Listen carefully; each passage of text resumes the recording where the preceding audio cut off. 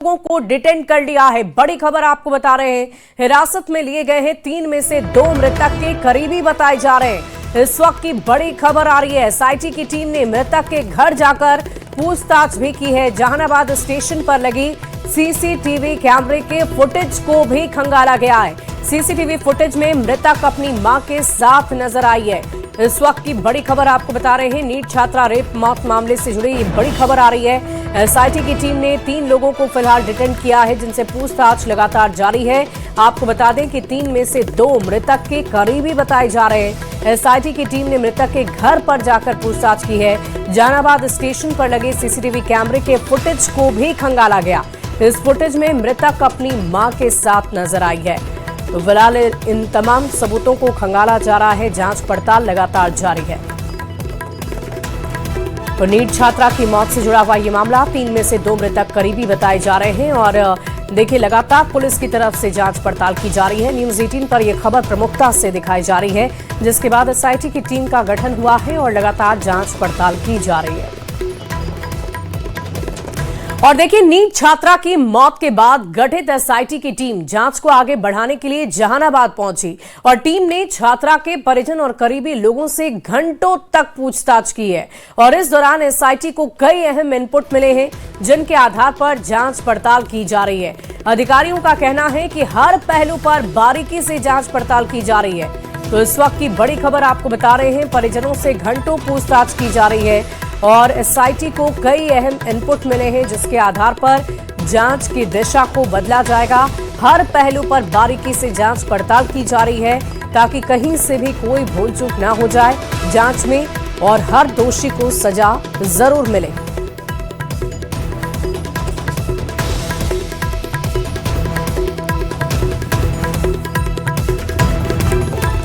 और देखिए, इस पूरी खबर के एक जानकारी के साथ न्यूज़ 18 संवाददाता पटना से अमित हमारे साथ सीधे लाइव जुड़ रहे हैं। सीधे उनका रुख करूंगी।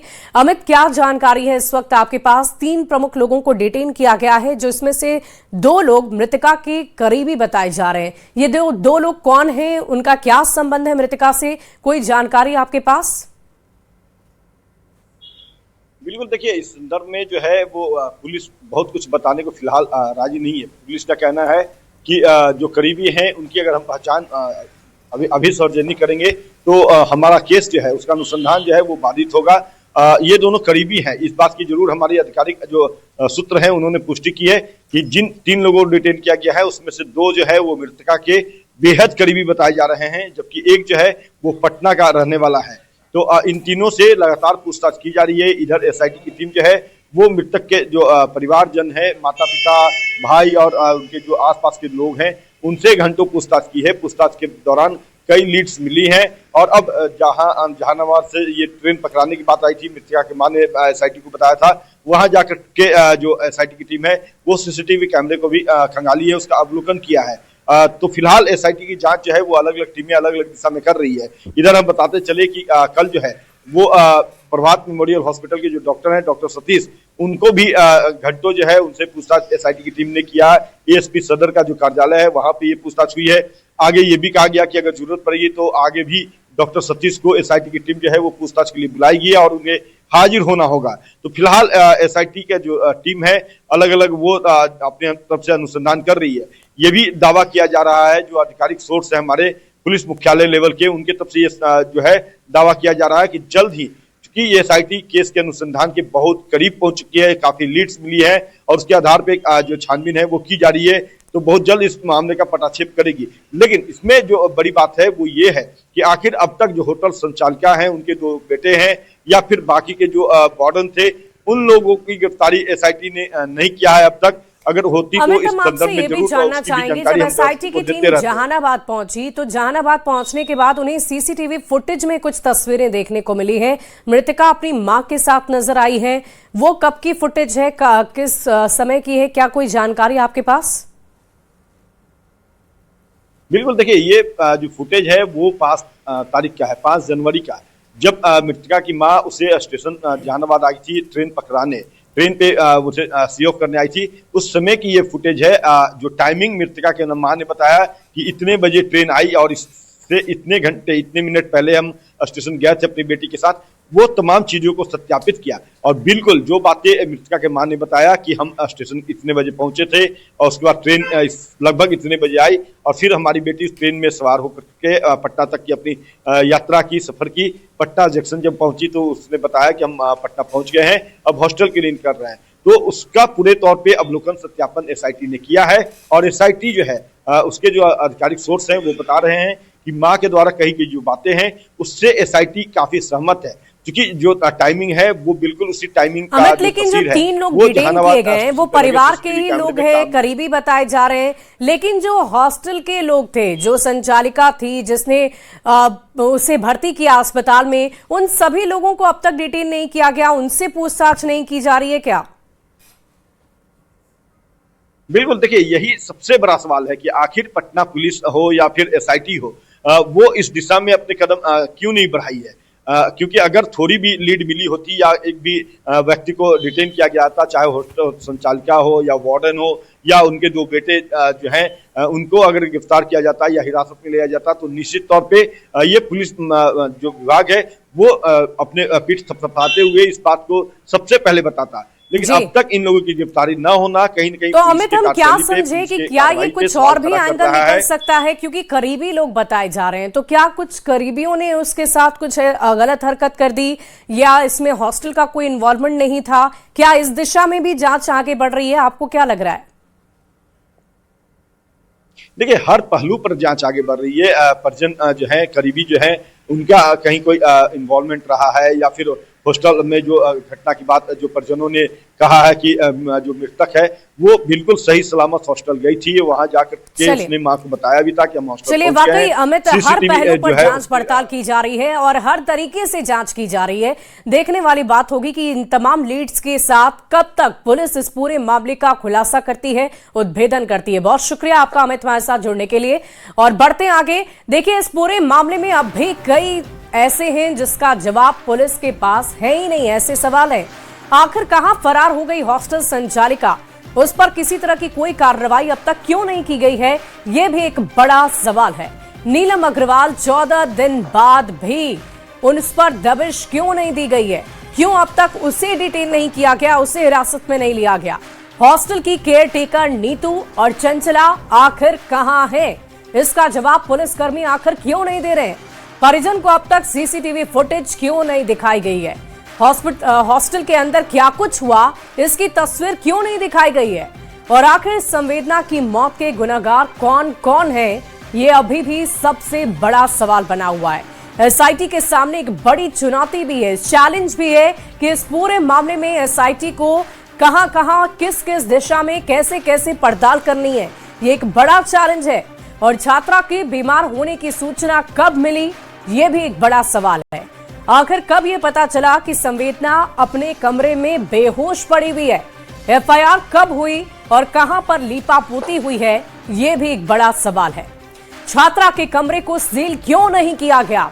आखिर उस जगह को, जहां भी इस तरह की घटनाएं होती हैं, सबसे पहले उस जगह को सील किया जाता है। बेडशीट, कपड़े, बाथरूम सुरक्षित किए गए कि नहीं, ये भी एक बड़ा सवाल है। डॉक्टर की शुरुआती रिपोर्ट आखिर किस आधार पर बनी? हमने आपको पहले ही बताया था कि डॉक्टर ने इस बात की पुष्टि पहले नहीं की कि उसके साथ कुछ गलत हुआ है। पुलिस ने उसी को अंतिम क्यों मान लिया? क्यों उसी रिपोर्ट को अंतिम माना गया और उसी के आधार पर यह बता दिया गया कि उसने आत्महत्या कर ली है? पोस्टमार्टम रिपोर्ट से पहले रेप से इनकार आखिर कैसे किया गया? क्यों किसी भी पुलिसकर्मी ने, किसी भी डॉक्टर ने इस बात का जिक्र नहीं किया? ये सभी सवाल अभी भी हैं और इन सवालों के जवाब एसआईटी की टीम को जल्द से जल्द ढूंढ निकालने हैं। बढ़ते आगे, पटना में छात्राओं की सुरक्षा को लेकर एक बार फिर गंभीर सवाल खड़े हो गए। अभी नीट छात्रा केस शांत भी नहीं हुआ था कि एक और हॉस्टल से एक नाबालिग लड़की की संदिग्ध मौत ने सनसनी फैला दी है। पटना में गर्ल्स हॉस्टल कांड, एक और लड़की की मौत से हड़कंप मचा हुआ है। गर्ल्स हॉस्टल में छात्रा की मौत से हड़कंप मचा है। परिवार ने हत्या के आरोप लगाए। औरंगाबाद की लड़की की मौत हुई है। परफेक्ट गर्ल्स पीजी हॉस्टल में उसकी मौत हो गई है। मुसाहिद रेजा, मुकर्रम रेजा पर आरोप लगा है। पटना के एग्जीबिशन रोड में परफेक्ट गर्ल्स पीजी है जिसमें ये छात्रा रहती है। संचालक विशाल अग्रवाल है। रंजीत मिश्र पर भी आरोप लग रहे हैं। वार्डन खुशबू कुमारी पर भी परिवार का आरोप है। औरंगाबाद की छात्रा की हत्या के आरोप में इन सभी लोगों के नाम सामने आ रहे हैं। पुलिस पर भी लापरवाही के आरोप लग रहे हैं। मामले को रफा दफा करने का आरोप बताया जा रहा है। 6 जनवरी को औरंगाबाद की रहने वाली छात्रा की लाश मिली थी। परिवार को बताया गया था कि छात्रा ने आत्महत्या की है, लेकिन परिवार वालों के पहुंचने से पहले ही पुलिस ने बॉडी को कब्जे में लिया और बिना पोस्टमार्टम के ही परिवार को ये बता दिया कि आपकी बेटी ने खुदकुशी कर ली है। जबकि छात्रा के मां बाप का आरोप है कि उनकी बेटी के शरीर पर जख्म के निशान थे। शरीर पर जगह जगह गहरे निशान मिले थे। परिवार वालों ने पूर्णिया के वाईसी थाना इलाके के चोचा गांव के रहने वाले मोहम्मद शमसू जोहा के बेटे मुजाहिद रेजा और पश्चिम बंगाल के उत्तर दिनाजपुर में रहने वाले मोहम्मद गुलाम यजदानी के बेटे मुकर्रम रेजा पर गंभीर आरोप लगाए हैं। परफेक्ट गर्ल्स पीजी हॉस्टल के संचालक विशाल अग्रवाल, रंजीत मिश्रा और वार्डन खुशबू कुमारी पर भी आरोप लग रहे हैं। और देखिए, पटना के एग्जीबिशन रोड स्थित परफेक्ट गर्ल्स हॉस्टल में छात्रा की मौत के बाद ये मामला तूल पकड़ता जा रहा है। परिजनों ने हत्या के आरोप लगाए हैं और घटना के बाद सांसद पप्पू यादव खुद हॉस्टल पहुंचे और सरकार पुलिस पर गंभीर सवाल उठाए। उन्होंने कहा कि दोषियों को बचाने की कोशिश की जा रही है। इस मामले की लीपापोती की जा रही है। 6 तारीख को एक आत्महत्या, थाने में केस, औरंगाबाद की बेटी, पिता दर दर की ठोकरें खाता है और उसके बाद कुछ नहीं मिलता। तो ये सबसे बड़ी बात ये है, मैं कई बार ये चर्चा कर रहा हूं कि जिस लॉज में बच्ची रहती है वो दबाव में रहती है। सबसे बड़ा कारण है कि बच्ची को यह लगता है कि हमारे माँ बाप यहां से लेके ना चला जाए। सब डरी हुई है। और इस बीच छपरा से एक बड़ी खबर आ रही है। सरिता हत्याकांड से जुड़ा हुआ मामला, शव फेंकने आए 4 लोगों में से 3 लोगों की गिरफ्तारी हो गई है। आरोपी पति सत्येंद्र अभी भी फरार बताया जा रहा है। एसआईटी की टीम ने बड़ी कार्रवाई की है। सरिता हत्याकांड में दारोगा से पूछताछ हो सकती है। डीआईजी के निर्देश पर एसआईटी ने बनाई है सवालों की फहरिस्त। डीआईजी नीलेश कुमार कर रहे हैं इस मामले की मॉनिटरिंग। और दारोगा की गाड़ी का सरिता हत्याकांड में इस्तेमाल किया गया था। दारोगा संतोष रजक की गाड़ी से ही शव को फेंका गया। 15 जनवरी की रात शव को फेंका गया है। वैशाली के करताहाम थाना क्षेत्र में शादी हुई थी और देखिए, शादी के 9 महीने बाद उसके पति ने उसके शव को मायके के बाहर फेंक दिया। हालांकि दहेज से जुड़ा हुआ ये पूरा मामला बताया जा रहा है। दहेज के वजह से ही इस पूरी घटना को अंजाम दिया गया। लेकिन सबसे बड़ी बात ये रही कि इस पूरे मामले में शव को फेंकने के लिए जिस गाड़ी का इस्तेमाल हुआ था, वो गाड़ी का नंबर भी हम आपको दिखा रहे हैं, उस गाड़ी की तस्वीर भी आपको दिखा रहे हैं। ये गाड़ी किसी आम व्यक्ति की नहीं बल्कि दारोगा जी की थी और संतोष रजक की ये गाड़ी है, जिनसे अभी भी पूछताछ नहीं हुई है। लेकिन बताया जा रहा है कि जल्द ही उनसे भी पूछताछ की जाएगी। तो दारोगा संतोष रजक से भी पूछताछ होनी है। डीआईजी ने कड़ी कार्रवाई की बात कही है।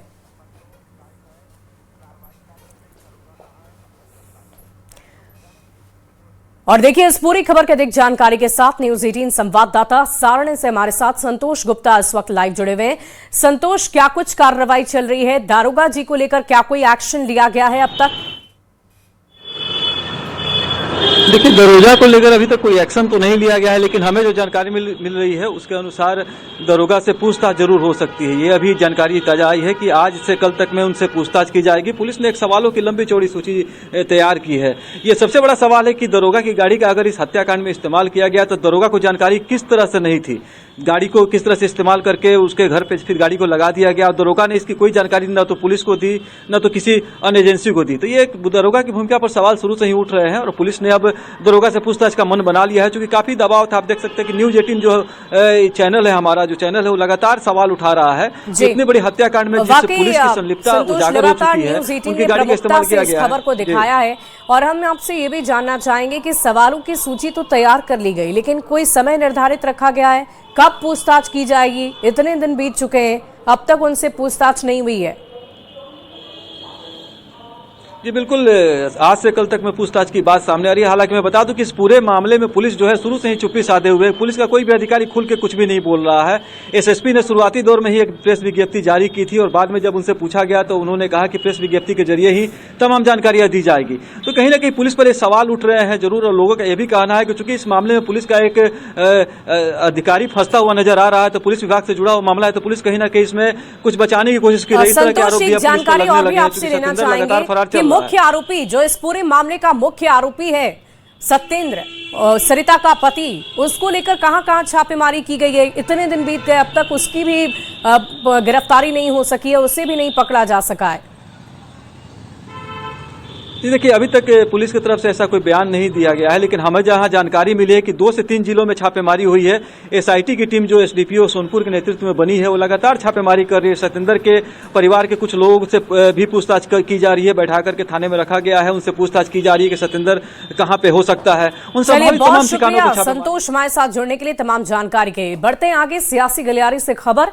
नितिन नवीन आज बीजेपी के राष्ट्रीय अध्यक्ष के रूप में कार्यभार संभालने वाले। पदभार संभालने से पहले नितिन नवीन ने मंदिर जाकर आशीर्वाद लिया है।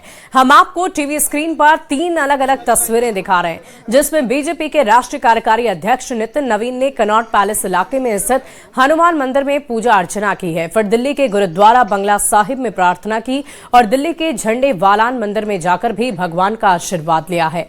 तो 3 प्रमुख तस्वीरें हम आपको दिखा रहे हैं।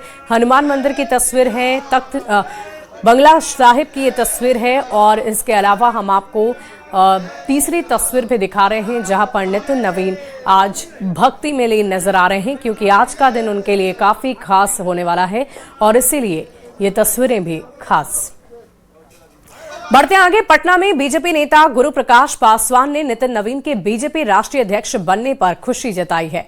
उन्होंने इसे लोकतांत्रिक और ऐतिहासिक क्षण बताया। साथ ही ये भी कहा कि नितिन नवीन के नेतृत्व में बीजेपी नई ऊर्जा के साथ आगे बढ़ेगी और संगठन अपने परम वैभव की ओर अग्रसर होगा। पारदर्शी और समावेशी तरीके से इस पूरे संगठन पर्व का समापन हो रहा है और मुझे लगता है कि बिहार वासी होने के कारण, एक युवा होने के कारण, भारतीय जनता पार्टी का कार्यकर्ता होने के कारण आज एक ऐतिहासिक और गौरवशाली पल है जिसके हम साक्षी बन रहे हैं।